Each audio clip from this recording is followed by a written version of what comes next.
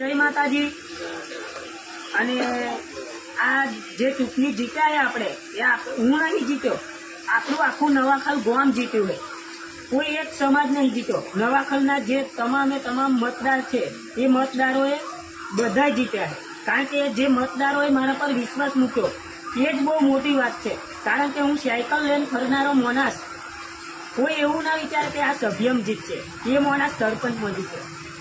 એ કેમ જીત્યો? કારણ કે એમને જે મતદારોને મારા ઉપર ભરોસો હતો કે આ વ્યક્તિ કંઈક ગામમાં બદલાવ લાવશે અને લાવવાનો આપણા હાથમાં છે અને લાવીશું। 5 વર્ષમાં જે 50 વર્ષમાં નહીં થયું એ 5 વર્ષમાં કરી બતાવીશું।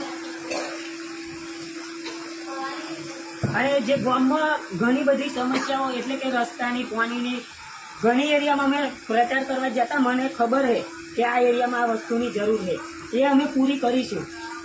કારણ કે એમને જે અમારા ઉપર વિશ્વાસ મૂકીને મત આપ્યા અને મને વિજય બનાવ્યો, કારણ કે એમને વિશ્વાસ હતો કે આ કામ અમારું કરશે અને આપણે કરીશું। અને વરહાદે પણ સાક્ષી પૂરી કે આપણું જે મતદાન પૂરું થયું, પ્રચાર કરવા જ્યાં અમે વરહાદ પડ્યો અને જ્યારે મતદાન કરતા હતા ત્યારે વરસાદ નહીં પડ્યો।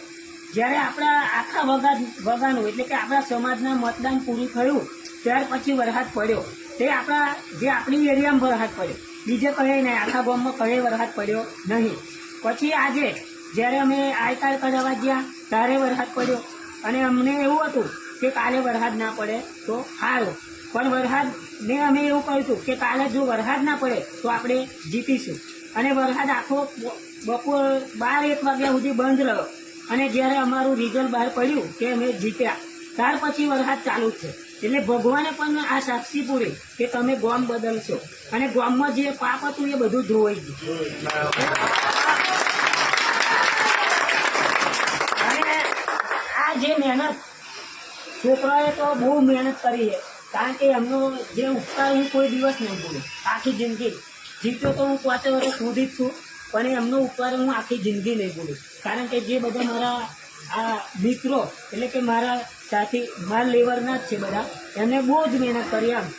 એટલે મહેનત એવી કરી છે કે મેં 20,000 ખર્ચો નહીં થયો, પણ 20 લાખ ખર્ચો કર્યો હોય એવી મહેનત કરી છે, પણ આપણે ખર્ચો ફક્ત 20,000થી ઉપર કર્યો નથી। એટલે એમના માટે પણ હું 2 હાથ જોડીને વિનંતી કરું છું કે તમારો ખૂબ ખૂબ આભાર। જય માતાજી।